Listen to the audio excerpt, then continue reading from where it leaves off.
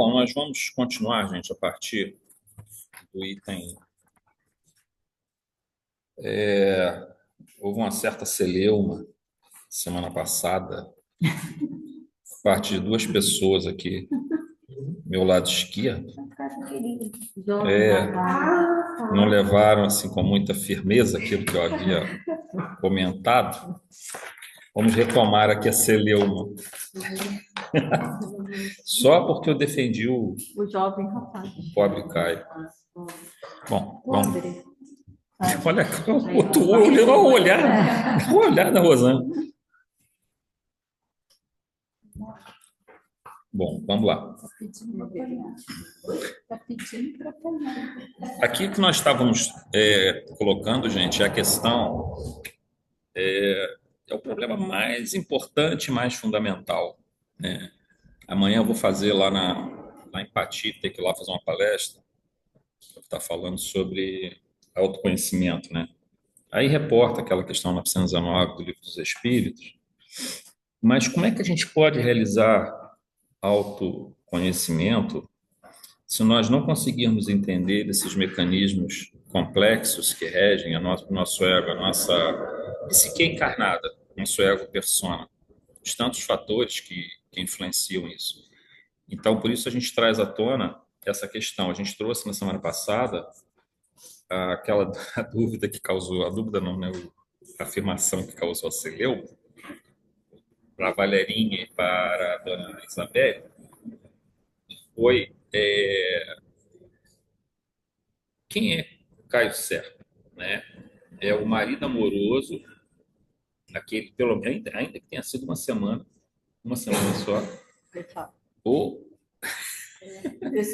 ou agora são três aqui, gente. Ou o indivíduo. Isso, bebe a água da paz, vai, bebe a paz, fica igual o Chico, bebe a água da paz. Deixa assim, deixando na boca e deixa aqui embaixo um pouquinho. A aguinha da paz. Aí, ou o indivíduo, né, mau caráter, aquela coisa toda que a gente já sabe. Mas aí nós estávamos levantando essa questão porque a nossa psique é muito complexa, ela é formada por várias camadas de experiência do passado. Ego sobre ego, ego sobre ego, ego sobre ego. E o que aparece agora nessa vida, nessa reencarnação, claro, ela é uma forma mais estável, mas ela está toda influenciada por essas outras vivências do passado, e algumas delas assumem mais controle, mais influência.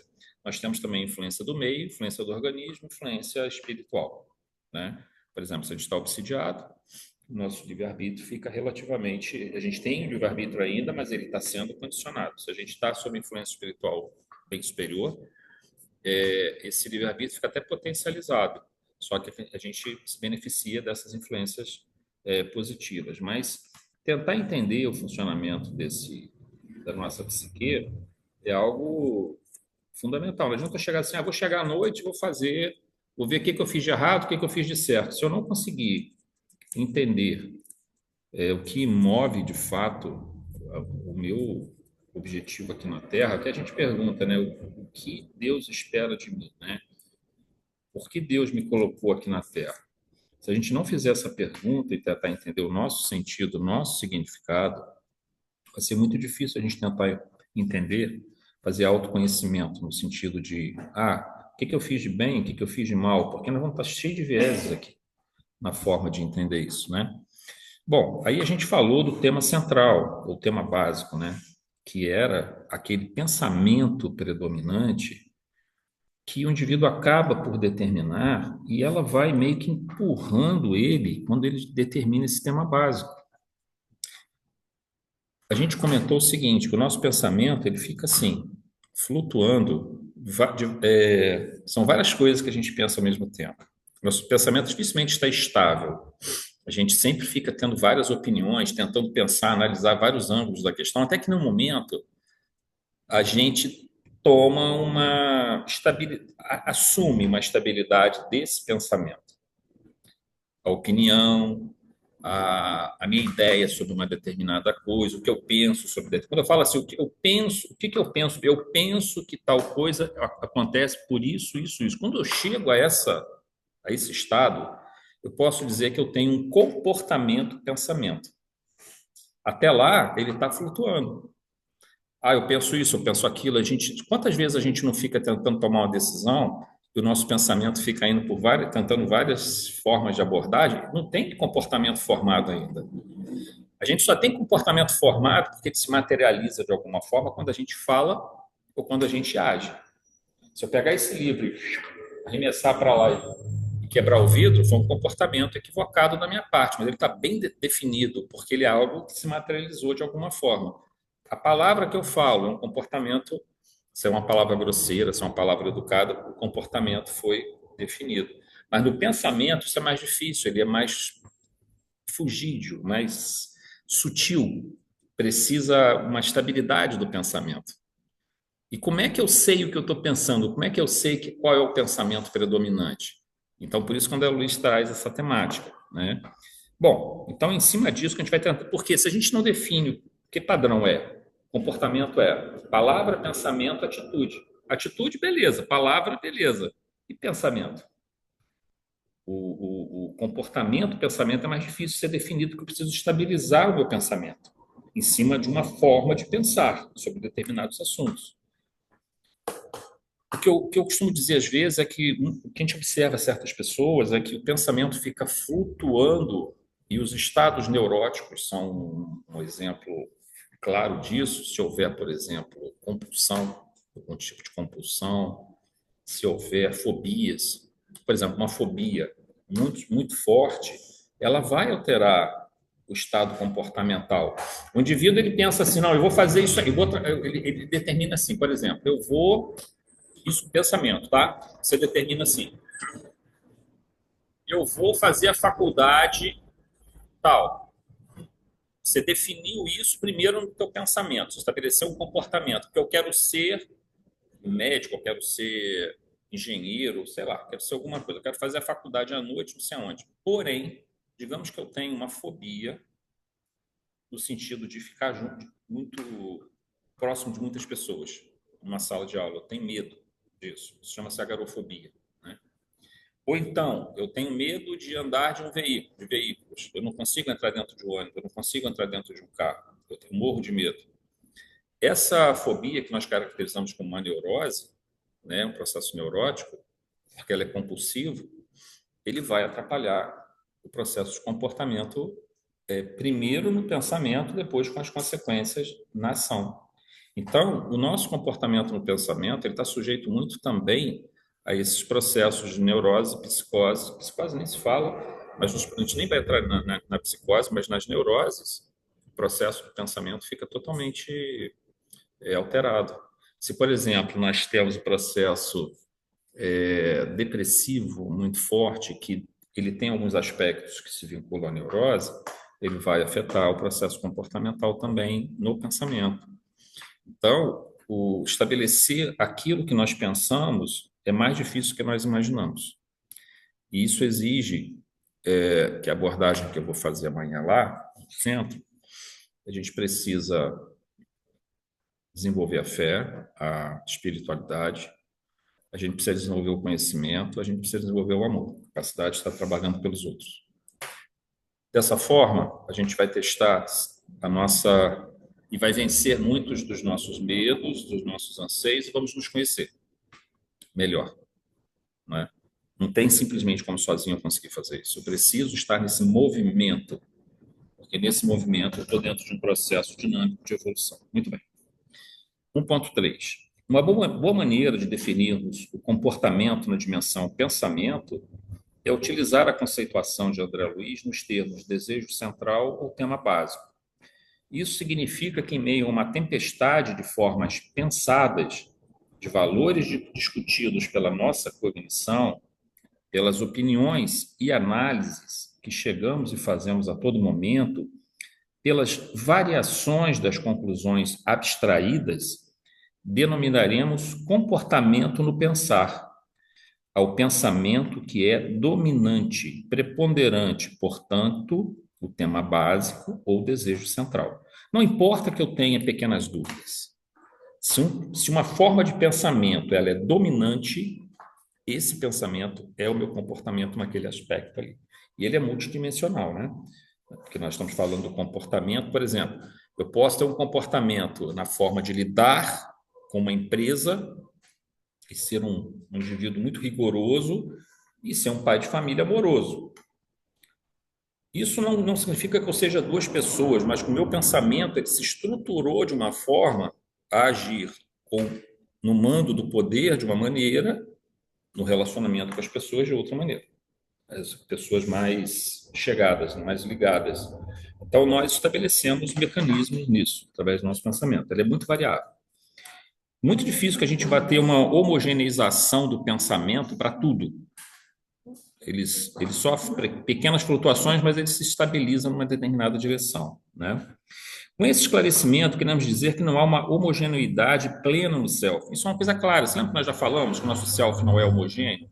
Por que ele não é homogêneo? Quem me responde?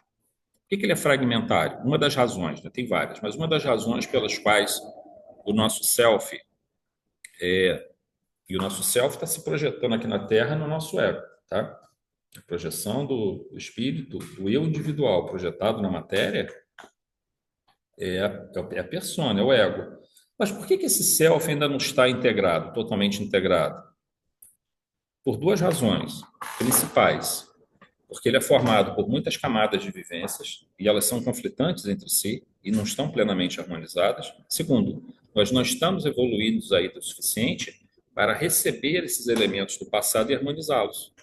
Quando eu não sou capaz de harmonizar vamos dizer, um sofrimento, uma dor, uma sombra de uma vida passada, ela se transforma em neurose, quando chega no nível consciente. Aliás, essa é uma questão que Jung trabalhava também. Só que, claro, não no aspecto reencarnacionista, mas ele falava. Na verdade, Jung era. Você sabe, não sei se você sabe, mas Jung ele estudou fenômenos mediúnicos, ele estudou em grupos espíritas. Depois ele deixou e foi trabalhar no final, no livro Memórias, Sonhos e Reflexões, que é um livro autobiográfico dele, ele abre mais o jogo em relação à crença na reencarnação, nos fenômenos mediúnicos.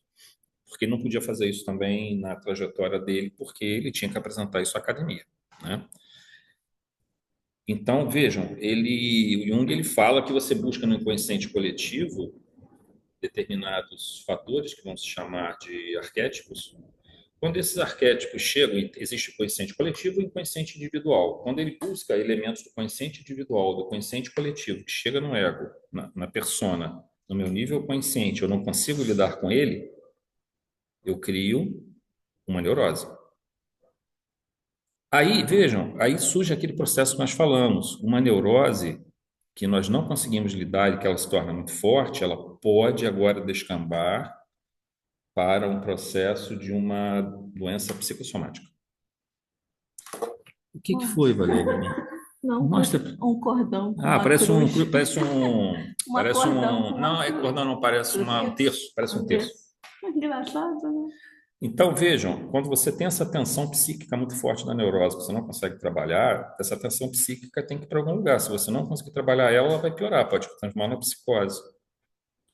Então, você joga para o corpo absorve aquilo ali, e você tem, então, uma diminuição da tensão psíquica que preserva. Olha só que coisa maravilhosa. Às vezes a doença a gente não quer tê-la de forma alguma, mas às vezes a doença é uma forma do corpo físico, é uma forma de diminuir a tensão psíquica e evitar a doença no seu aspecto mental, o que seria muito mais grave, né? A doença do corpo físico você trata, toma medicação, você tenta pelo menos trabalhar os efeitos. A doença no plano mental é muito mais difícil, né? Deixa eu só... Bom, com esse esclarecimento, queremos dizer que não há uma homogeneidade plena no self, mas um turbilhão de experiências passadas e de temas mentais trabalhados por nossa cognição e emoção a todo momento, e que caminham ao longo do tempo para uma forma mais equilibrada e contínua na estrutura do pensamento no self. O self vai se integrando, né? Já o ego fica ainda mais sujeito às influências do corpo físico e meio externo, o que significa ainda uma maior variabilidade nas emoções e cognições, e, portanto, maior variabilidade no que dominamos pensamento como comportamento.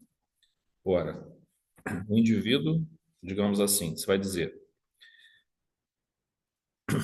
um indivíduo submetido que tenha, digamos, eu não me refiro aqui à pessoa que já consolidou a sua moral de alguma forma, pelo menos de uma forma mediana para a Terra.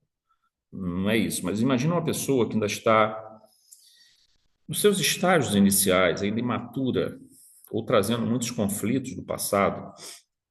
O meio tem uma influência muito grande sobre ela. Se ela nasce numa família equilibrada, que a ajuda, que a encaminha, não estou querendo dizer que isso é uma segurança, uma garantia 100% de que ela vai conseguir ser bem-sucedida do ponto de vista da evolução espiritual, naquela reencarnação. Mas se ela nasce numa família absolutamente desequilibrada, desestruturada, o meio tem uma influência maior no sentido de desequilibrá-la. Ela vai ter que fazer esforços redobrados para conseguir superar isso. Então, a gente não pode negar essa influência, esse condicionamento do meio. Então, a gente tem que tomar muito cuidado, porque, por exemplo, era muito comum no passado, eu volto agora à questão que trouxe tantos problemas, né? Na semana passada, por causa de duas meninas aí que fizeram uma confusão do caramba aqui nessa reunião. Eu gosto disso, eu gosto de ser desafiado. De boas intenções, um grau. Ah, tá, tá vendo? Tô falando. Não, mas o que que acontece? Imagina só, gente, 60 anos atrás, o marido trair a mulher era culturalmente aceito. Por exemplo, todos os homens traíam, mas era culturalmente aceito. Olha, você falou quase obrigatório. Eu vi uma vez, eu nem deveria estar falando isso, mas o meu pai com uma outra pessoa, e essa outra pessoa falou assim: poxa, mas fulano, que também era um parente meu, né? Não trai a mulher dele, ele vai ser padre? O que acontece? Tipo assim, é como se aquilo ali, como se ele, esse outro meu tio, por ele não trair a mulher, estava errado. Era o praxe. Então, por isso que eu estou dizendo que, às vezes, o condicionamento cultural. Aí você vai dizer assim, pô, mas isso não é desculpa para o indivíduo fazer isso. Não é desculpa, mas para a pessoa que é imatura espiritualmente, isso cria uma ambiência, isso cria uma motivação, quando, na verdade, é preciso mudar essa estrutura. Apesar de ser culturalmente aceito, sempre foi visto como errado. Mas Apesar das pessoas falarem, sempre era aquele que fazia. é errado, tanto que até porque é predominantemente católico, por exemplo, o país Brasil, né, que é predominantemente católico, do ponto de vista religioso, por exemplo, totalmente errado, né? Aquele Porém, homem que fez, a sociedade pedia ele para ter, mas aquele que tinha, ele era visto como um homem sem caráter, no final das contas. não, Não, Valéria, aí se já é questão voltar, religiosa. se lá atrás, se for lá atrás, não, Do cara, mesmo jeito, aquele não era. era. Hoje é, Tinha hoje as é. moças que antigamente eram criadas para isso, para ser a Teuda Manteuda, né, que era chamada na época. Teuda Manteuda. Isso foi uma mudança muito Mas ele, importante no que a final gente das teve, contas, ele mas era visto como errado. tem minhas dúvidas. Só para homem. Os homens Não, ele está errado. Era por fora. Mas por fora daquilo ali, nenhum outro homem condenava ele. Isso que eu outro quero dizer. homem, mulher com certeza condenada. Claro. Homem. Não, gente, eu não estou dizendo que eu sou a favor disso. Eu estou constatando um fato. Você é a favor. A gente está falando que o time é unido. Não, era. Isso aí hoje já mudou bastante nesse sentido. Mas estou dizendo que culturalmente era uma coisa aceita. Entendeu? Infelizmente era. Entendeu? Não adianta a gente querer fugir da realidade, entendeu? Isso, obviamente, produziu muitos problemas, espirituais, inclusive, né? Muito desequilíbrio no campo sexual. Era Boa. aceita. O que, Carmen? Então, além de ser aceita, a mulher, a maioria das vezes, sabia. Sabia. A maioria das vezes sabia. E ela não tinha muito o que fazer. Não, elas já tinham que aceitar. Né? Acabava aceitando. Verdade. Mas, assim, esse problema aí que eu coloco aí uma outra questão. A gente vê hoje tanto desequilíbrio no campo sexual, inclusive nos jovens, pessoas, mas muito, muito, muito, muito. É um pouco reflexo disso. Porque a gente vem de um século XX aí muito problemático nesse aspecto. E aí a gente acha que o desequilíbrio sexual está só no campo do homossexualismo, ou seja o que for. Não, está no campo heterossexual também. O indivíduo que se desequilibra nesse aspecto desequilibra sexualmente. E aí isso aí gera problemas de polaridade sexual em reencarnações futuras. E é uma coisa bastante séria, né? Porque a lei vai tentar trazer novamente o indivíduo para o processo de... Isso faz parte de um processo de educação do espírito, né? 1.4. O ego, portanto, é mais instável do que o self, tanto no pensar, quanto no falar, quanto no agir. Mas ainda assim, o pensamento no ego, apesar de instável por conta dessas influências, né, externas, acaba por estabelecer um padrão dominante. Cognição mais emoção, né, pensamento mais emoção, pensamento não, razão mais emoção, que a vontade estabiliza com o padrão comportamental pensamento. Nesse caso, voltando a Caio Serpa, ele é um pouco marido amoroso e é também um homem leviano. Mas nessa fase de sua vida em que se encontra ao lado de Vera, o tema central está bem estabilizado, em uma condição psíquica comportamental inferior. Mas não devemos esquecer que todo ser humano é um universo em si mesmo, com uma história longa e rica, com potenciais extraordinários de desenvolvimento. Tem um caso interessante que a gente às vezes vê um mendigo na rua, uma pessoa que está, sei lá, alcoolizada e tudo mais. É claro que aquele momento ali, o ego dele é um ego está doente naquele momento, pelas suas dores, pelos seus transtornos, pelos seus desequilíbrios. Mas o espírito dele traz uma riqueza de experiências. Tem um caso muito interessante, eu me esqueci o nome desse homem, ele é um cara muito rico, quer dizer, ele já quebrou 6 vezes. E hoje ele voltou de novo. Também ele é um cara que faz vídeos no YouTube e tal. E ele, assim, tem uma forma de falar e faz palestras e tudo mais. Ele contou certa vez que ele estava na empresa dele e olha só que coisa, cara. Isso acontece muito com essas pessoas assim que são muito diferenciadas. Tinha um mendigo que ficava sempre na calçada em frente à empresa dele e ele entrava para pegar água, pedia para entrar, pegar água na torneira que tinha dentro da empresa dele. Ficava tipo assim, uma torneira assim de água que vem da rua, sabe? Que você usa para lavar, ali a entrada, tal, não sei o quê. Ele começou a conversar com esse mendigo. Começou a conversar com ele e tal, porque ele pediu alguém para pegar água para ele, que ele ficava com vergonha de entrar. Ele falou: não, você pode ir lá pegar, não tem problema, pode entrar aqui na empresa, não sei o quê, papapá. E foi conversando com ele. E um dia ele resolveu conhecer onde o mendigo morava. E o mendigo morava embaixo lá de uma ponte lá que tinha lá várias daquelas. Tipo assim, imagina barraquinhas, ou o indivíduo pegava aquelas chapas de madeira, de compensado, e fazia um negocinho pequenininho e até vendia aquele negócio às vezes para o outro que vinha. É uma coisa que incrível, assim. Aí, pô, ele foi conversando, ele foi pegando amizade com esse mendigo, começou a conversar com ele, explicar por que você não volta para sua terra, acho que era Minas Gerais. Não volta para sua terra, não recomeça a sua vida, não procura a sua família, não sei o que, papapá. Você tem condições de fazer isso, papapá. Aí um dia, ele estava na empresa dele, aí esse mendigo chegou lá, mas um pouco mais, assim, com uma roupa toda surrada e tal, mas um pouco mais arrumado. Aí foi agradecer a ele, falou que estava indo para ia aceitar o conselho dele, estava voltando para a terra dele. Aí ele falou assim: não, então eu vou te dar um dinheiro então para você poder pegar o ônibus. Não, não precisa não, eu vendi lá eu vendi lá o meu lotezinho lá para um outro, tal, não sei o que. Aí eu tinha sido, tipo, sei lá, 300, 400 reais, não sei. O outro que me indicava conseguiu.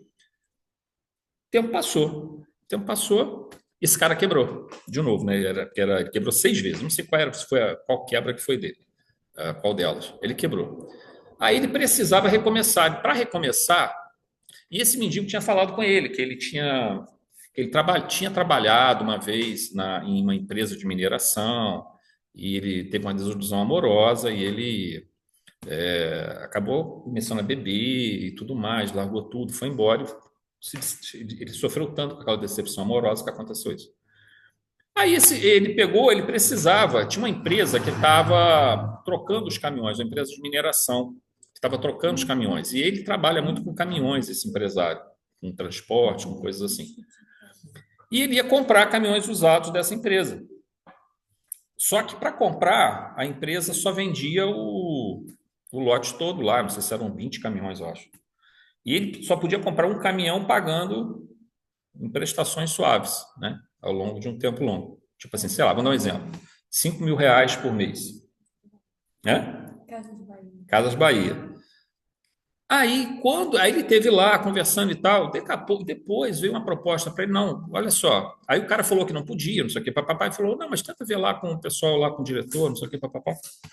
Deu a proposta para ele, não, olha só, não sei o que aconteceu, falaram que você pode levar os 20 caminhões e pagar só o valor de um caminhão todo mês mesmo, não tem problema não. Ele nunca conseguiu saber com certeza, mas ele tinha praticamente como certo que o diretor da empresa era um mendigo que voltou, entendeu? Porque ninguém faria isso por ele, entendeu? E o cara trabalhava com mineração e era lá em Minas, naquele mesma região, naquele mesmo lugar. Então, assim, você vê que uma pessoa que às vezes tem uma bagagem enorme na vida, uma coisa, um grande conhecimento, às vezes uma grande experiência, isso só nessa vida, agora, imagina as vidas anteriores. Ele está ali num local, como pedinte, e na verdade é uma riqueza muito grande que o camarada tem dentro dele, né? Isso é uma coisa que a gente tem que tentar entender sempre. A pessoa que está cometendo erros agora, ela tem coisas boas ali dentro dela. A gente tem que tentar encontrar uma forma de puxar essas coisas boas, né? Por isso que Jesus já nos advertia: não julgueis para não ser julgados, né? Porque isso tudo é autoconhecimento também. 1.5. Isso ocorre simplesmente não só pela variedade de reencarnações e vivências na erradicidade, que geram experiências, aprendizados e comportamentos, mas por uma destinação natural que vem do fato de sermos filhos de Deus e trazermos esse DNA divino dentro de nós. Queiramos ou não, estamos destinados à perfectibilidade. E apesar de nos ancorarmos muitas vezes em estruturas mentais doentias do ego, ou padrão comportamento absolutamente indesejável, somos também seres destinados à luz e portadores de luz, ainda que temporariamente escondamos essa luz na ignorância que não pode prevalecer. Então, gente, às vezes, temporariamente, essa luz que está dentro de nós, a gente esconde ela, a gente meio que tenta botá-la dentro de uma gavetinha, fecha ela, e só mostra para as pessoas um lado, digamos, eu não vou dizer ruim, porque nós não temos um lado ruim, nós temos simplesmente a ignorância, a ausência da luz. Se nós pegarmos aqui, por exemplo, tentarmos jogar sombra ou trevas aqui dentro, ela não vai conseguir apagar essa luz. Mas se tiver tudo apagado aqui dentro, eu acender uma lanterna, ela vai iluminar esse ambiente. A luz é verdadeira, a treva não é verdadeira. A treva é a ausência da luz, é o nada, né? Então, quando você apaga essa luz, quando você não apaga não, quando você ninguém apaga essa luz, mas quando você esconde essa luz sob várias camadas de sofrimento, de equívocos, de comportamentos errados, parece que você é um ser obscuro, um ser maldoso e tudo mais. É a impressão que nós temos e, obviamente, é a percepção que nós temos pelos sentidos e pelos comportamentos que a pessoa exerce. Mas por baixo daquelas camadas tem luz ali. Ela só precisa encontrar o caminho natural para ela chegar e se desenvolver. Porque nós somos filhos de Deus, nós trazemos esse DNA divino. Todos nós temos essa semente divina dentro de nós. Então, o nosso papel, inclusive como espíritas, é trabalhar dentro de nós e tentar estimular nas pessoas que estão inseguras, que estão assim desorientadas, estimular essa visão da imortalidade, da filiação divina, da busca da perfectibilidade. A gente tem que tentar ajudá-la dessa forma, para ela poder encontrar, fazer brilhar essa luz. E aí nós somos levados aqui ao Sermão da Montanha, né? Onde Jesus fala o seguinte, Mateus: vós sois a luz do mundo, não se pode esconder uma cidade situada sobre um monte, nem se acende uma lâmpada e se coloca debaixo do alqueire, mas na luminária, e assim ela brilha para todos que estão na casa. Todos vão ver aquela luz, né, gente? Essa passagem aqui de Jesus é maravilhosa, né? Tudo que ele, como você vê, a gente levou aqui um tempão para chegar nisso aqui. Jesus resume isso em 2 versículos aqui, né? Caio 1.6. Caio não nasceu para ser o marido infiel, o assassino ou o indivíduo leviano, mas para evoluir. Porém, suas escolhas determinaram um padrão mental doentio. Podemos dizer O que que foi, Valerinha? Fala aí, Valerinha, o que que foi? Debaixo da canalice tem um terror. Então, tá aí, tá certo, tá certo. Podemos dizer, mas foi o que eu disse aqui, ó. Um indivíduo leviano, por baixo do indivíduo leviano, está um ser de luz também, com potencial, né, para chegar à saúde. Porém, suas escolhas determinaram um padrão mental doentio, podemos dizer que alguém que cultiva esse padrão mental é alguém que se encontra enfermo. Porém, um indivíduo, mesmo enfermo, traz em si o potencial da cura. Quer dizer, ele não vai se curar sozinho, tá, gente? Às vezes até pode conseguir, mas ninguém espera que as pessoas se curem sozinhas de situações tão graves comportamentais. Eu estou lendo um livro, né, aquele do Divaldo, que fala sobre a transição planetária. É o segundo livro. Então, tem um rabino lá, ele é aqui em Ben Samar. Ele está há mais de 4 séculos revoltado, né, com Jesus e atacando as casas espíritas. Aí o doutor Bezerra fala lá para o Manuel Florante, né, assim, hoje a gente vai conversar com ele. Aí ele é engraçado, né? Eles, quando estão presos naquela ideia fixa, né? Ele vem com todos aqueles paramentos de guerra da época dele. Então, a casa espírita que ele foi atacar recebeu um reforço de engenheiros, né, espirituais que reforçaram o centro espírita todinho, construindo outro paredão, só que psíquico, né? Para eles não entrarem. Aí ele falou assim, as pessoas entravam normalmente, mas nem fazia ideia do que estava acontecendo no lado espiritual. Aí, quando ele entrou, o doutor Bezerra foi conversar com ele, né? Aí ele disse assim, já vem me convencer? Aí o doutor Bezerra vira para ele e falou assim, eu não sou capaz disso, preciso de uma pessoa maior. Aí vem Francisco de Assis conversar com ele. Conversa, sente, né? As coisas erradas. Aí ele falou assim, bom, então eu vou embora. Aí São Francisco de Assis falou, pode ir. Aí quando ele está saindo, quem é que chega? A mãe dele. Ele aqui, aí ele não aguenta. Aí ele aceita, né? Tudo, pede desculpa para assim, mãe. Mãe. Essa tesa, Não é? a mãe de vez em quando vem lá buscar ver o Libertação. O próprio André Luiz, né? Nosso lar, né? O André Luiz também foi. Foi. A mãe dele o tempo todo ali. Nem é tão ruim assim, porque nem vai precisar ouvir a mãe dele e tal. Tem outras formas, né, de ajudá-lo, né? Então ele vai aceitar. Mas assim, sempre existe um ponto fraco. Quer dizer, não é só um ponto fraco. Sempre, de alguma forma, a lei divina espalha esses elementos de cura, né? Só que assim, às vezes demora, porque nem sempre é possível trazer essa mãe numa situação que seria mais favorável, que ele tivesse mais. É preciso que certas coisas se encaixem, né? A revolta dele. Não pode, a mãe é minha avó. A revolta dele era justamente, ele foi queimado na Inquisição. E a mãe também foi queimada junto com ele. A voz da mãe dele, aí ele não aguenta. Aí ela pega ele no colo e fala, eu perdoei, e você não. Por isso que nós nos separamos. A mãe dele já estava muito acima, né? E ele ali ainda preso naquele ódio. Mais de 4 séculos, gente. Imagina o que é isso. Muito tempo. A gente estava vendo um livro agora que era... Não, é o do próprio Entre os Dois Mundos, né? Entre os Dois Mundos, a gente está com um caso lá, né, do François Pierre e do Jean-Jacques, que é 1572. O livro foi 2000 não, né? 1940, mais ou menos, né? 1900, quase 400, mais de 400 anos, né? Quase 400 anos de perseguição espiritual. São situações muito complicadas, né?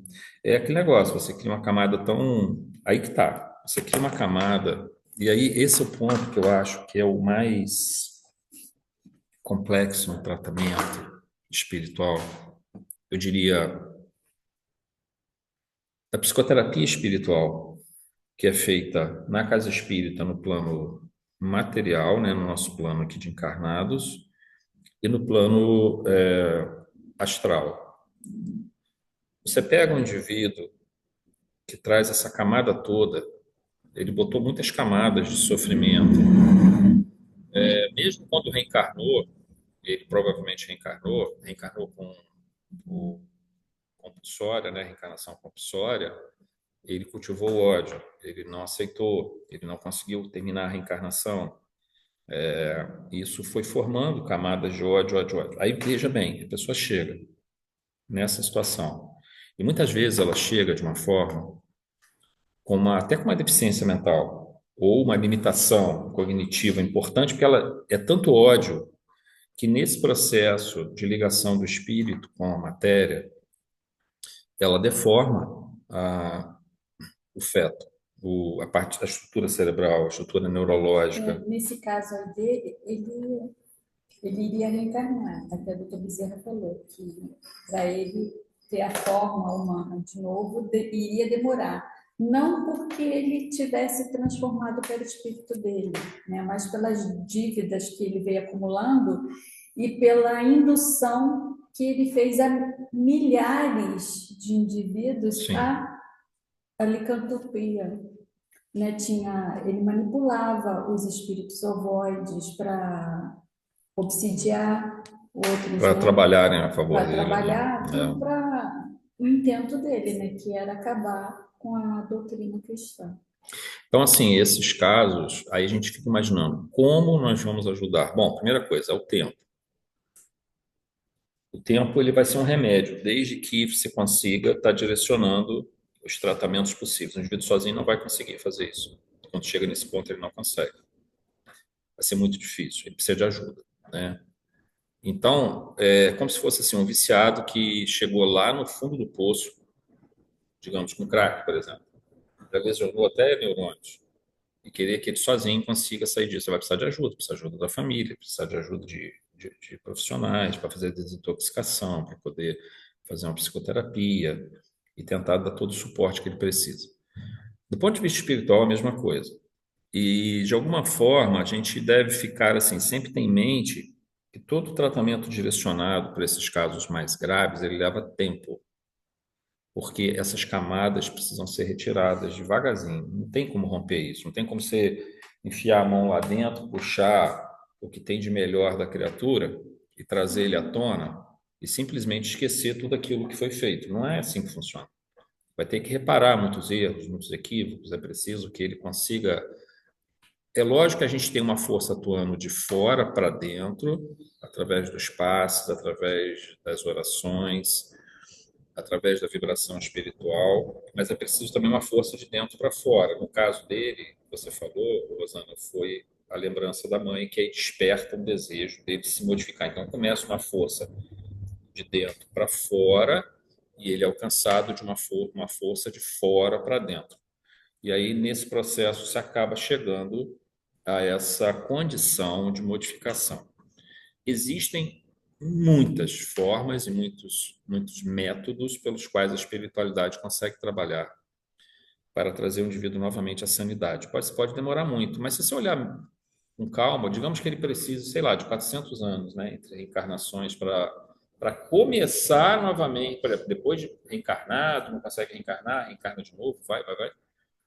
Se você for olhar bem, 500 anos, 400 anos não é nada. Você está falando em termos da eternidade, né? É um piscar de olhos na eternidade. Então, isso não é uma coisa que vai... É melhor isso do que a opção cristã tradicional de você ficar no inferno. Então, acho que é bem melhor. E o que é bonito também é que os espíritos de luz não invadem a mente do outro assim para saber qual que é o problema, não. Espera pedir ajuda. Vai devagarzinho. E mesmo assim, é o respeito.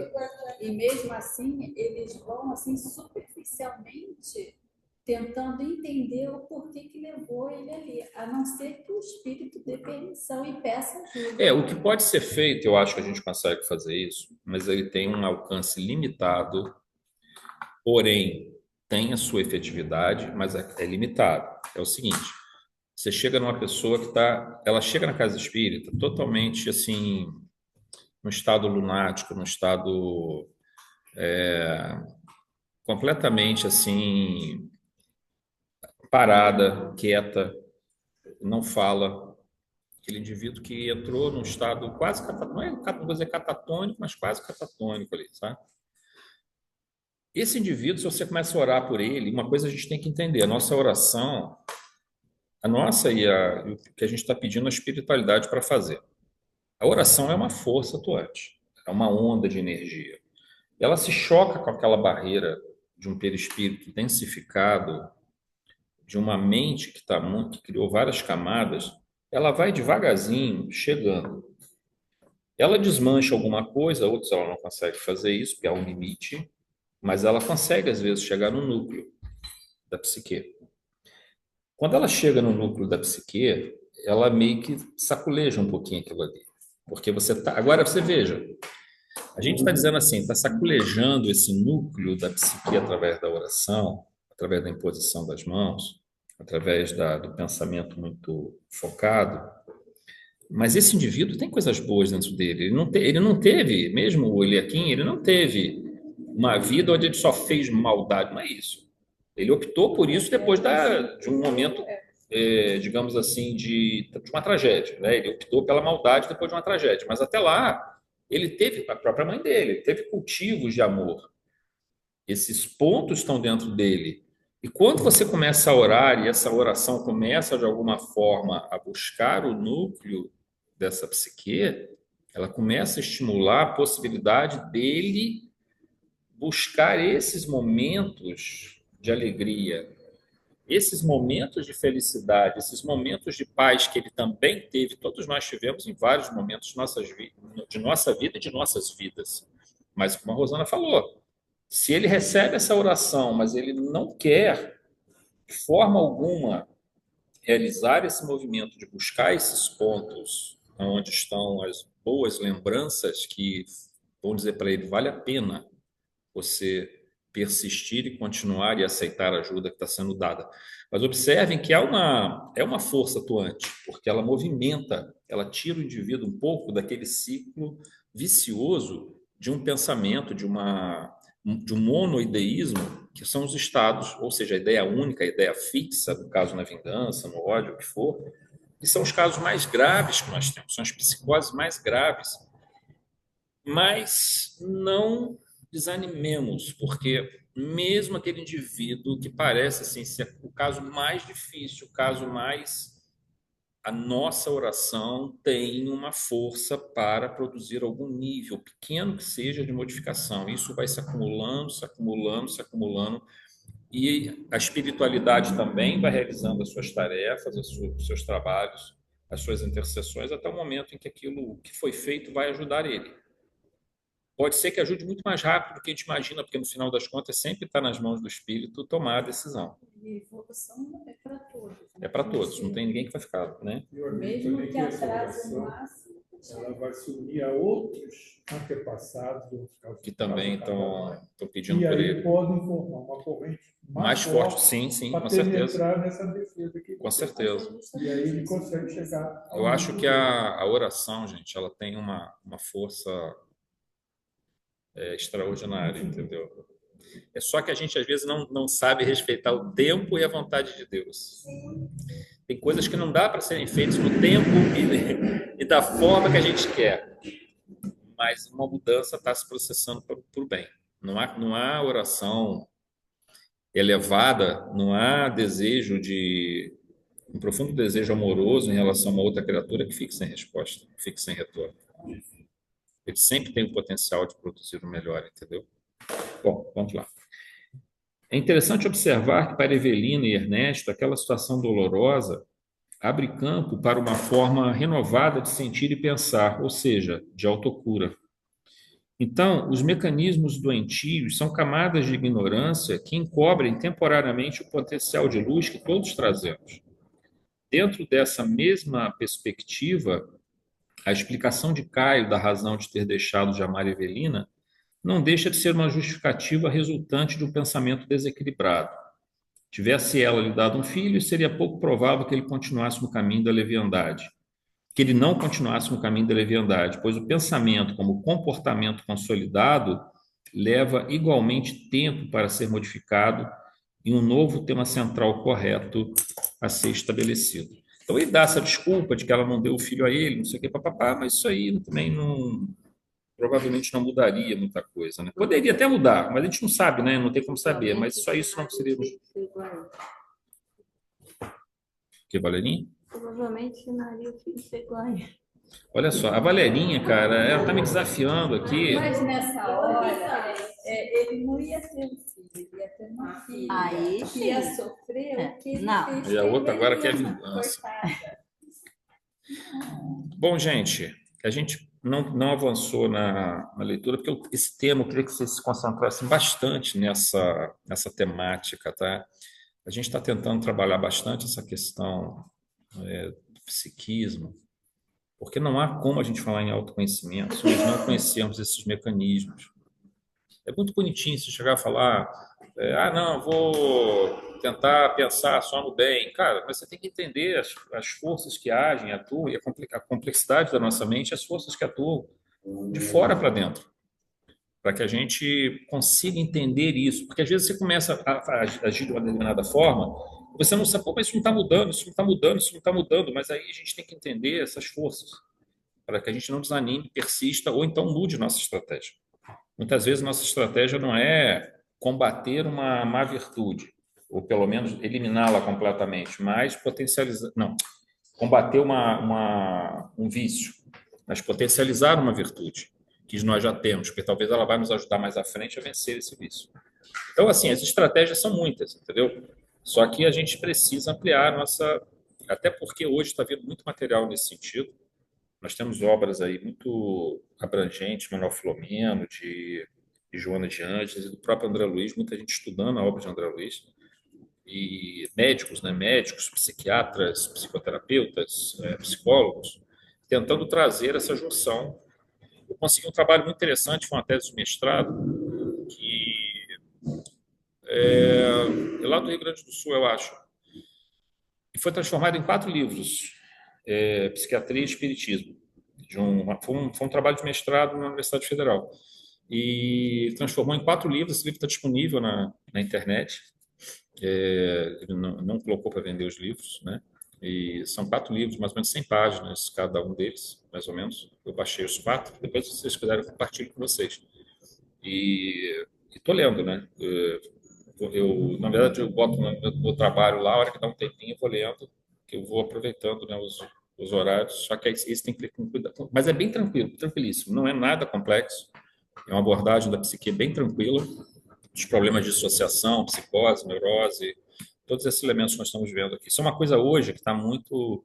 É um caminho necessário para nós espíritas, tá? Não tem a menor dúvida disso. A doutora Marlene Nobre sempre declarou que antes de escrever qualquer coisa, ela lia André Luiz.